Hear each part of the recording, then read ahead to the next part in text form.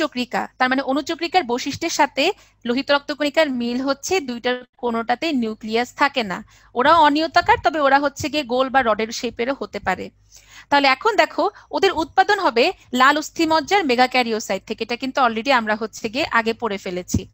ওদের কাউন্ট কত? প্রতি ঘন মিলিমিটার রক্তে হচ্ছে 1.5 লাখ থেকে 3 লাখ। বলতো কোন জ্বরে অনুচক্রিকার পরিমাণ কমে যায়? তাহলে দেখো এই যে অনুচক্রিকার কাজ, এটাও কিন্তু আমাদের সিকিউর জন্য ইম্পর্টেন্ট, ঠিক আছে? তাহলে অস্থায়ী প্লাটিলেট প্লাগ তৈরি করে। আমাদের যে সুইচ বোর্ড আছে, সেই সুইচ বোর্ডের মধ্যে, সুইচের মধ্যে কি থাকে? কিছু ছিদ্র থাকে, যেই বরাবর আমরা কি করি, প্লাগ গুলাকে ইনসার্ট করে কানেকশন দিলে কি হয়, আমার বিদ্যুৎ সরবরাহ হয়। তাহলে আমাদের যখন কোনো একটা হাত, ধর আমার হাতের এই বরাবর হচ্ছে কেটে গেল, ঠিক আছে? এই বরাবর যদি আমার হাতের কেটে যায়, তাহলে এখানে কি একটা ফাঁকা জায়গা তৈরি হলো। তাহলে সেই ফাঁকা জায়গাকে বন্ধ করতে হলে আমার সেখানে কি করতে হবে? কিছু জমাট বাঁধা রক্ত দিয়ে এই ফাঁকা জায়গাটা বন্ধ করে দিতে হবে।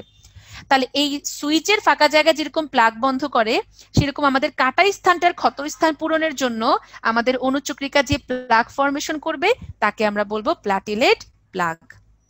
Platelet plug. এবং ওরা কি করবে? এই যে তোমার প্লাটিলেট প্লাগ ফর্মেশন হচ্ছে, এই জন্য কিন্তু প্লাটিলেট একা কাজ করতে পারে না। যখন আমরা বাসে উঠতাম, তখন বাসে কি শুধুমাত্র ড্রাইভার একা থাকে? ওই কি বাস ড্রাইভ করে আবার হচ্ছে তোমার ভাড়া কালেক্ট করে? বলো তো, ওরা কি একা কাজ করে নাকি মানে ওদের সাথে আরো কেউ থাকে? হেল্পার থাকে না বলো? বাস ড্রাইভারদের সাথে কাজ করার জন্য আমার বিভিন্ন রকমের হেল্পারও থাকে। তাহলে হেল্পার হচ্ছে ভাড়া কালেক্ট করে, যাত্রা উঠায়, যাত্রী নামায়, আর ড্রাইভার হচ্ছে বাস চালায়, ঠিক আছে? সেরকম প্লাটিলেটকে হেল্পারি করার জন্য প্লাটিলেট কিছু পরিমাণে ফ্যাক্টর তৈরি করে, যাদেরকে আমরা বলি ক্লটিং ফ্যাক্টর। প্লাটিলেট বেচারা কিন্তু একা কাজ করতে পারে না, ওকে হেল্পারি করার জন্য কিছু কি দরকার? ক্লটিং ফ্যাক্টর দরকার। এখন তুমি চিন্তা করো, তুমি এখানে রক্তটাকে জমাট বাঁধায় দিলা, সাপোজ এখানে তুমি রক্তটাকে জমাট বাঁধায় দিলা। এখন এই জমাট বাঁধা রক্তটা যদি আজীবন এখানেই রয়ে যায়, তখন সেই জমাট বাঁধা রক্তটা কি আমাদের শরীরে বিভিন্ন জায়গায় তোমার ছড়িয়ে পড়তে পারে। ব্যাপারটা কিরকম হবে তুমি চিন্তা করো তো। আমাদের এই যে হৃদপেশি, দেখে এবার কার মনে আছে? হৃদপেশিতে রক্ত সরবরাহ করে যেই ধমনী, সেই ধমনীর নাম কি বলতো? করোনারি আর্টারি, ঠিক আছে? মনে আছে, করোনারি আর্টারি, ঠিক আছে? আমাদের হৃদপেশিতে রক্ত সরবরাহ করবে হচ্ছে তোমার করোনারি আর্টারি। আর আমাদের যে মস্তিষ্ক, সে মস্তিষ্কে তোমার রক্ত সরবরাহ করে যেই ধমনী, সে ধমনীর নাম হচ্ছে ক্যারোটিড ধমনী। এটাও কিন্তু আমরা অনেকেই জানি, এই চ্যাপ্টারেও পড়বো ক্যারোটিড ধমনী। এখন তুমি চিন্তা করো, আমার ধরো এই জায়গাটাতে, এই রক্তবাহিকাতে আমার রক্ত জমাট বাঁধাইছে আমার অনুচক্রিকার ক্লটিং ফ্যাক্টর। এই জমাট বাঁধা রক্তটা যদি রক্তের সাথে গান গায়, আকাশে বাতাসে চলো সাথী উড়ে যাই, উঠতে উঠতে যাইতে যাইতে এই জমাট বাঁধা রক্তটা গিয়ে এখানে গিয়ে আটকায় গেল। কিংবা এই জমাট বাঁধা রক্তটা রক্তের সাথে ভাসতে ভাসতে গিয়ে ক্যারোটিড আর্টারিতে আটকায় গেল।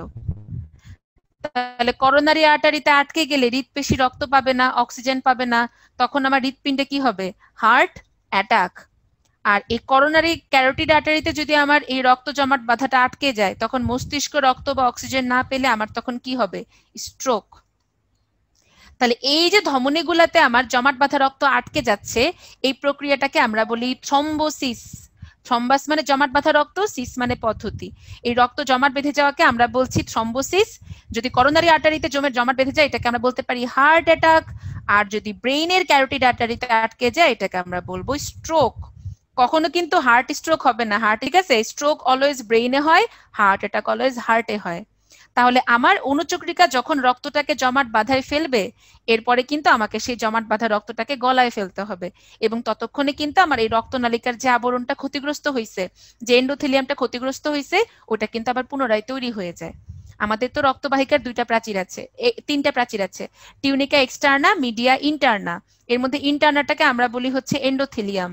এই এন্ডোথেলিয়ামটা কাটা গেলে যে ক্ষতিগ্রস্ত হচ্ছে, এটা কিন্তু পুনরায় আবার তৈরি হয়ে যায়। এবং ততক্ষণে কিন্তু কি আমার এই জমাট বাঁধা রক্তটাকে গলায় ফেলতে হবে। তাহলে এই জিনিসটা বোঝা গেছে? সবাই বুঝতে পারছো? তাহলে এই অনুচক্রিকা কি করছে? আমাদের এই প্রয়োজন শেষে, মানে আমার এন্ডোথেলিয়ামটা পুনরায় নির্মাণ হয়ে গেলে আমাদের এই রক্ত জমাটকে কি করে দিবে? বিগলন করে দিবে। ফ্যাগোসাইটোসিস কিন্তু শুধুমাত্র শ্বেত রক্তকণিকার একার সম্পত্তি না, আমাদের হচ্ছে যে অনুচক্রিকাও কিছু পরিমাণে ফ্যাগোসাইটোসিস করবে। এই এন্ডোথেলিয়াম যখন নতুন ভাবে তৈরি হবে, তখন তার জন্য কি তৈরি করবে? গ্রোথ ফ্যাক্টর, যেটা কিনা এন্ডোথেলিয়ামের গ্রোথে সাহায্য করবে। এখন তোমরা আমাকে বলো তো, সাপোজ এই রক্তবাহিকাটা প্রসারিত অবস্থায় আছে আর এই রক্তবাহিকাটা সংকুচিত অবস্থায় আছে, তাহলে কত নাম্বার রক্তবাহিকা দিয়ে আমার বেশি বেশি রক্ত যাবে, 1 না 2? প্রসারিত অবস্থায় আমার বেশি বেশি রক্ত যাবে নাকি সংকুচিত অবস্থায় আমার বেশি বেশি রক্ত যাবে? প্রসারিত অবস্থায়। তাহলে কোন অবস্থায় আমার ব্লিডিং মানে রক্তক্ষরণ বেশি হবে? বাহিকা যখন 1 নম্বর অবস্থায় থাকবে না 2 নম্বর অবস্থায়? কোন অবস্থায় হাত কাটলে আমার রক্ত বেশি বেশি যাবে, রক্তক্ষরণ বা ব্লিডিং বেশি হবে, 1 না 2? 1 নম্বরে। রক্তবাহিকা যত বেশি প্রসারিত থাকে রক্ত বেশি বেশি যায় এবং আমার রক্তক্ষরণ বেশি হয়। তাহলে আমি যদি রক্তক্ষরণ বন্ধ করতে চাই তাহলে আমার কি করতে হবে? রক্তবাহিকাকে সংকুচিত করতে হবে না প্রসারিত করতে হবে? সংকুচিত করতে হবে। তাহলে আমাদের অনুচক্রিকা সেরাটোনিন নামে একটি পদার্থ তৈরি করে যা কিনা রক্তবাহিকাকে সংকোচন উদ্বুদ্ধ করবে।